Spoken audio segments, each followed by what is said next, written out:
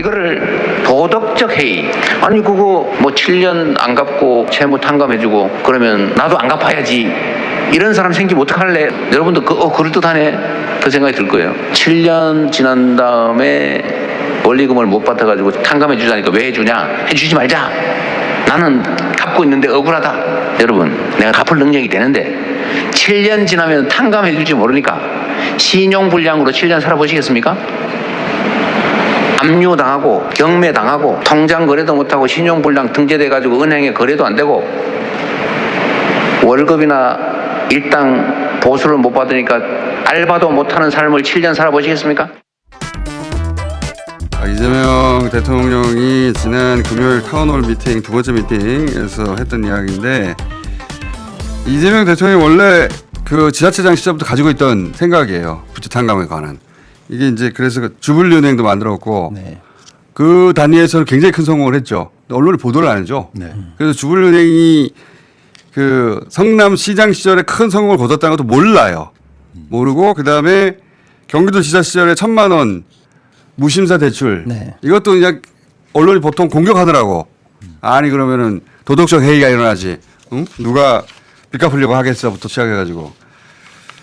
자, 그거를 이제 본인이 직접 대통령이 되어서 그 채무에 대한 특히 이제 그 소득 분위기가 굉장히 낮은 그 경제적 어려운 분들 장기 연체하고 신용불량 혹은 소상공인들 이 사람들을 상대로 이 장기 채권, 불량 채권, 부실 채권을 어떻게 처리할 것인가 대통령이 거기에 대해서 자기 철학을 말했는데 언론이 이걸 해설을 안 해주네. 엄청나게 중요한 얘기를 했는데 네. 그래서 전문가 두 분을 모시고 이 얘기 좀 나눠볼까 합니다. 그 대목 어떻게 보셨어요? 일단 대통령의 국정 철학과 경제관을 볼 수 있었고요. 그렇죠. 뭐 공장장님이 지난번에 그 말씀하신 게 있잖아요. 뭐냐면 서민이기 때문에 그런 방향성이 나온다. 그러니까 서민을 위하는 게 아니라 그렇습니다. 본인이 서민이야. 그렇죠. 그러니까 제가 볼 때 이거는 압류딱지 경험이 있는 사람만이 할 수 있다. 그러니까 저도 어렸을 때 압류딱지 경험이 있는데 그 경험을 실제로 한 사람만이 이렇게 발언할 수 있고 신용불량으로 갔거나 직전까지 갔거나. 그렇죠. 그러니까 관점이 완전히 다른 거죠. 그러니까 예를 들어서 위에서 서민들이나 아니면 부채가 많은 분들을 위해서 도와드리겠다는 차원이 아니라고 저는 그게 아니에요. 생각했어요. 그러니까 그게 아니에요. 똑같이 공감하고 그 경험이 있는 거죠. 그런 차원에서는 저는 좀 감동이었다. 이런 시각으로 접근한 이 대통령이 없었어요. 네. 근데 제 생각에 이거 다 시장에서 배운 것 같아요. 시장 통해서 제가 요새 이재명 대통령이 뭔가 새로운 발상이나 시도를 할 때마다 아, 이거 다 시장 통해서 배웠다 어릴 때 그런 생각이 드는데 본인이 도시 빈민이고 네. 본인의 가족이 틀림없이 그중에 신용불량자가 있었을 것이고 그렇죠. 그리고 그 빚에 어떻게 쪼달리는지. 그렇죠. 근데 그 사람이 나쁜 사람이 아니라는 걸 알잖아요. 그렇습니다. 본인은. 그렇습니다. 그러니까 보통은 이 보수 혹은 금융 혹은 자본의 논리는 불량시민이거든요. 빚을 못 갚아? 네. 불량시민이야. 제껴. 그러면 추신기간에 넘어가고 그다음에 이제 인생이 망가지기 시작하죠. 그렇죠. 그렇게만 취급했는데 그 사람에게도 자존이 있고 형편이 안 될 뿐이지 불량시민이 아니다. 그럼요. 그러니까 그 사람들이 어떻게 스스로 그 복귀할 수 있는지 그 길을 마련해 줘야 되는 거 아니냐 이거거든요. 그렇죠. 그러니까 이제 경제적으로도 사실은 예를 들어서 우리가 아참 박시동 이강수입니다. 아니, 저희는 중요하지 않습니다. 괜찮습니다. 네. 박시동 이강수. 중요하지 않습니다. 예를 들어서 빵을 팔아도 이게 100개를 만들면 100개가 다 팔린다고 만드는 사람이 없지 않습니까? 안 팔리는 게 있고 재고가 있을 거고 못 팔리는 게 있는 거고 똑같은 의미로 경제적으로 보면 은행이 대출을 해준단 말이에요. 각종 대출 기관이 대출을 해주면 그거 다 100% 원리금 상환 다 될 거라고 생각하는 사람이 어디 있습니까? 그 원리금 상환이 안 되는 부분이 다 이자에 녹여져 있는 거거든요. 다른 사람들이 다 감당한다는 거죠. 그렇습니다. 그래서 예를 들어서 우리 1금융권 은행의 지금 현재 연체율이 0.5에서 9 사이예요. 네. 그러니까 100명한테 대출해주면 한 명 겨우 연체할까 말까예요. 이게 정상이거든요. 네. 근데 코로나를 지나고 왔는데 현재 그때 생긴 채무가 약 한 50, 60조 정도 되는데 현재 안 갚고 있는 게 50조예요. 대충 봐도 30%입니다. 이거 이상하지 않아요? 이상하죠. 이 이상한 게 왜 이상해졌냐? 코로나 기간을 관통하면서 이게 확 늘어났거든요. 그리고 그분들은 자신의 선택이 아니었어요. 맞습니다. 그때 그 그 공공보건의 관점에서 바로 그겁니다. 국가가 강제했거든요. 그렇죠. 몇 시에 문 닫아라. 맞습니다. 몇 명 이상 받지 마라. 맞습니다. 그 사람들이 그 자기 수익을 포기하면서 그렇게 정책에 따랐죠. 네. 따랐는데 그 수익을 어떻게 하느냐. 대출을 해줬어요 그때. 그렇죠. 그게 만기가 돌아오기 때문에. 맞습니다. 이제.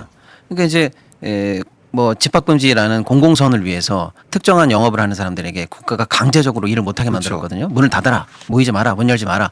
그에 대해서 사실은 합법적인 합리적인 보상은커녕 아무것도 해준 게 없단 말이에요. 맞아요. 600만 원 2번 준 게 끝이에요. 네. 근데 지금 이분들은 몇 억대 지금 빚을 졌지. 빚을 지고 헤매고 있단 말이에요. 그러니까 국가가 국가의 정당성을 위해서도 이 부분에 대해서 국가가 했던 강제 행위에 대해서 나름의 합리적인 조치를 해줘야 되거든요. 근데 지금 그걸 안 해줬단 말이에요.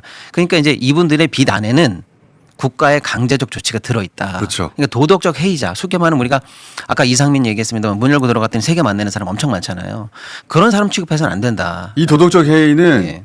그 사람들한테 물을 게 아니고 보통은 이제 보수나 금융이나 자본의 논리는 빚 못 갚은 사람한테 항상 도덕적 해이 책임을 묻는단 말이죠. 이 도덕적 해이는 정부한테 물어야 되는 거예요. 그렇죠. 그렇죠. 당신들이 문 닫으라고 했잖아. 그러면 문 닫아서 생긴 부채에 대해서는 같이 책임을 져줘야지. 네.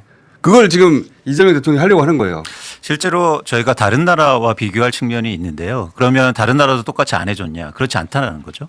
그래서 그래프를 같이 보시면 예를 들어서 일본 같은 경우에는 이 코로나 대응에서 GDP 대비해서 정부 지출 규모를 보면 거의 44%를 지출합니다. 그러니까 굉장히 정부가 예를 들어서 코로나 대응하는데 정부가 지출이 컸다는 거예요. 쉽게 말해서 자영업도 대출, 그러니까 지원해주고 영업을 못하니까. 그렇습니다. 근데 우리나라를 보세요. 주요 OECD 국가에서 가장 낮은 비율이에요. 쉽게 말해서 정부는 강제만 했지 아무것도 하지 않았다. 자금으로 치면. 그래서 사실 이런 부분에 대해서 책임을 얘기하는 겁니다. 근데 이제 말씀드리고 싶은 게 뭐냐면 이런 논란이 이런 이야기가 있으니까 도덕적 해이를 얘기한다는 그렇지. 거죠. 근데 뭐 다시 말씀드리겠지만 전 이 지점에서 이재명 대통령께서 그러니까 물론 아까 그런 어떤 반대 측면에서 이제 이해한 분도 있지만 경제적으로 정확하게 굉장히 중요한 지점을 지적했어요. 뭐냐면 도덕적 해이는 무임승차가 가능할 때만 도덕적 해이가 발생합니다. 그러니까 내가 거기에 진입하기 위해서 돈이 안 들어갈 때만 도덕적 해이가 발생해요. 그런데 7년 이상의 내가 채무를 안 갚아서 엄청나게 어려움이 많단 말이죠. 신용불량자예요. 그렇죠. 그 비용을 얘기하신 거예요. 정확하게. 당신 해보겠느냐. 그건 뭐냐면 이 도덕적 해이가 일어나기 위해서 무임승차가 가능한 게 아니에요.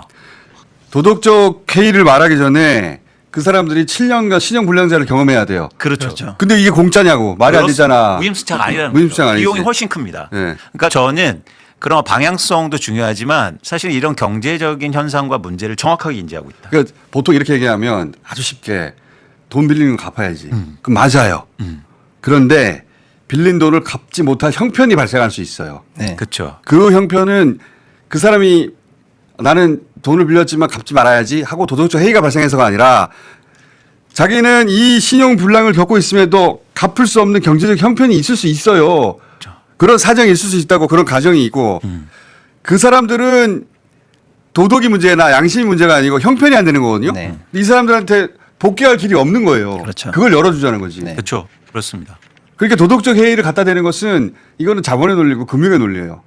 그리고 좀 더 한 발 더 나가서 실제로 자본의 논리로 봐도 이런 사람들 굳이 하는 게 시스템이에요. 그리고 그 사람들이 그렇게 해서 정상적으로 세금 내고 카드 맞습니다. 쓰고 그 경제활동에 복귀하는 게 낫죠. 경제적으로도. 당연하죠. 그러니까 이번에 지금 구제되는 분들 대충 보면 약 한 113만 4천 명 정도 되는데 쉽게 말하면 지금 113만 명이 사실은 거의 파산 지경에 이르렀기 때문에 경제적으로 보면 거기가 구멍이에요. 그렇죠. 무활동 구간입니다. 근데 이분들을 양지로 끌어내서 쉽게 말하면 최저임금에 해당하는 알바만 하더라도 그게 경제적으로 돌아오는 거거든요. 그게 훨씬 낫잖아요. 당연하죠. 그렇죠. 네. 예. 그렇죠. 그리고 금융기관도 부실채권도 정의되고 그렇죠. 그렇습니다. 훨씬 나은데 우리가 이게 수십 년 동안 항상 보수가 말하는 자본과 금융의 논리만 머리 입력되다 보니까 맞습니다.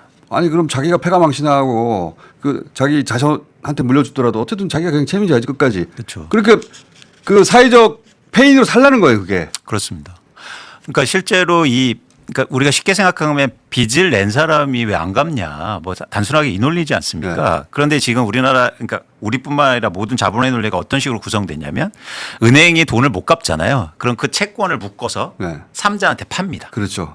추신기관에 그러면 추신기관이 진짜 사력을 다해서 그렇죠. 그 산 가격보다 높게 받아내려고 엄청나게 노력을 해요. 그러면서 이제 인권 침해가 일어나고 그렇습니다. 사람을 괴롭히고 뭐 깡패가 등장하고 막 그러는 거죠. 그렇습니다. 그러니까 이게 자본의 논리가 아니고요. 뭐라고 얘기할까요? 엄청나게 내혹한 그런 현실이거든요. 자본의 논리가 아니라 이건 금융기관까지는 자본의 논리예요. 그렇죠. 예. 근데 이게 부실화되면은 금융기관이 이제 그거를 팔아버리죠. 그렇죠. 그런 다음에는 이제 인간 사냥이 시작되는 거예요. 맞습니다. 사람을 쥐어짜서 뭐 장기매매니 다 거기서 나오는 얘기거든요. 맞습니다. 그 사람들한테 길을 터주자는 거예요. 복귀할 수 있는. 그러니까 이런 정책이 특히 이제 청년 세대가 반대가 할 가능성이 높죠. 그러니까 나는 청년 세대가 가장 반겨야 할 이게 정책이거든요. 그렇죠. 지금 어떤 상황이냐면 20대 청년 자살률이 하루에 4명씩 자살이 한국에서 이루어지고 있습니다. 근데 거기에서 직접적인 원인은 알 수 없지만 사실은 20% 이상의 원인이 사실 부채 관련된 문제예요. 그러니까 너무 일찍부터 빚쟁이가 되더라고 요즘 세대는. 맞습니다.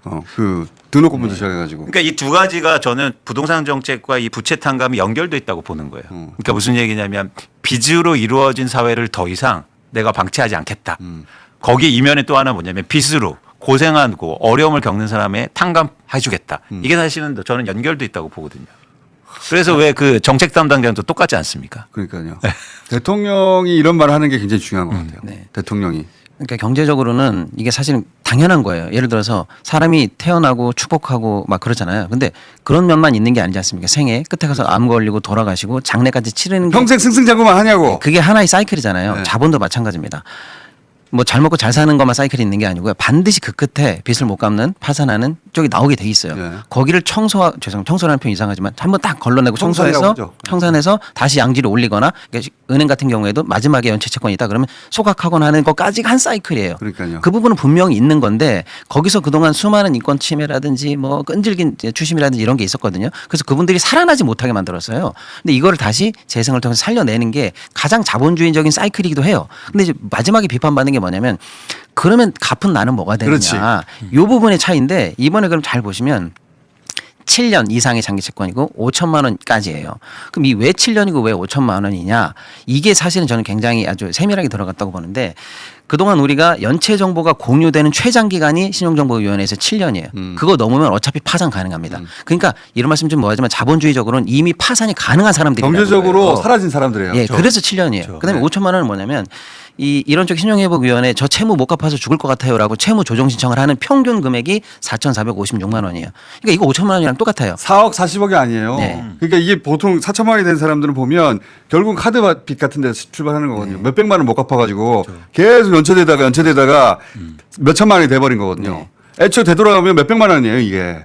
예. 빚으로 여기까지 온 거라고. 어마어마하게 도덕적으로 문제 있고 나는 갚았는데 쟤는 왜 안 갚아의 그 경계선이 사실은 좁거나 우리가 이해가 되면 상대적으로 불만이 덜할 수 있는데 바로 그 지점입니다. 오해하지 마시라는 게 이미 파산까지 몰리기 직전인 사람. 그리고 최소한 제 채무 좀 조정해 주시면 안 돼요라고 늘 우리한테 지금도 제도적으로 신청해 오는 그 평균 금액 그거예요. 그러니까 어마어마한 일탈이 여기서 벌어지는 금액과 기간이 아니란 말이죠. 근데 우리가 또 한쪽 논리만 들어와가지고 그렇게 하면 큰일 나는 줄 알거든요. 네. 그렇게 합니다. 다른 나라에서. 그럼요. 배드뱅크라는 게 이미 그 정착이 된 그런 어떤 시스템인데 시스템이고요. 네. 우리가 그런 논리를 들어본 적이 없다 보니까 그렇죠. 엄청 생소한 거예요. 맞습니다. 그리고 또 하나 이제는 말씀드리고 싶은 건 뭐냐면 예를 들면 기업이 미분양 아파트 생기고 부동산 PF 생기면 난리치면서 지원해 맞아. 주려고 합니다. 기업들은 다 구해주잖아. 그렇죠. 물론 그 안에 논리가 있죠. 뭐냐면 고용을 하고 이러니까. 그런데 사실은 지금 잠깐 보시는 것처럼 이 부채 때문에 외식업체 폐업률이 20%가 넘어가고 있어요.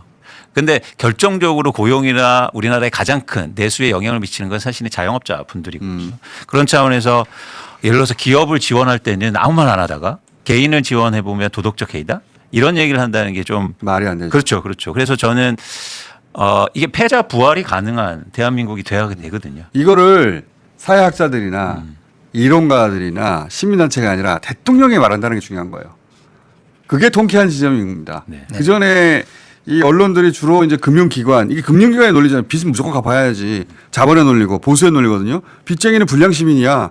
너희들은 퇴출이야. 신경 안 쓰는 거거든요. 퇴출당한 시민들은. 너 숫자가 되건 말건 불량이야, 불량. 너희들도 불량되면 안 되니까.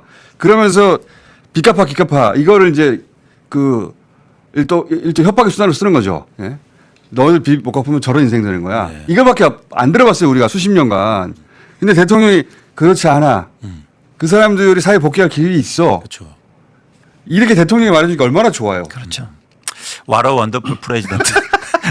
그러니까 지금 방금 이광수 대표님 너무 좋은 말씀 해주셨는데 이번 추경에 그 건설 관련해서 위기 건설 사업장 살리겠다고 들어간 돈이 최소한으로 그 사업장에 들어가는 돈이 6,500억이에요. 근데 이번에 살리겠다고 113만 명한테 쓰는 돈이 4천억입니다. 그러니까 액수로 따지면은 4천억 얼마 안 돼요. 써서 수백만 명이 살아나는데 그 사업장 살리는데 6,500억 들어가요. 그러니까. 근데 이 6,500 넣는 거에 대해서 그 사람들이 사업성 평가 잘못해가지고 스스로 말아먹은 사업장에다가 우리가 돈 왜 넣냐 이런 얘기하는 사람 없잖아요. 아니 그 부동산 네네. 그 건설업체들 망하기 직전에 얼마나 많이 살려줬어요. 네. 맞습니다. 그러니까 저는 이번에 이재명 대통령이 명확하게 메시지를 줬다고 봅니다. 누구를 위한 정치고 누구를 위한 정부인가. 자 박수 치고 자, 퇴장해 주세요. 감사합니다.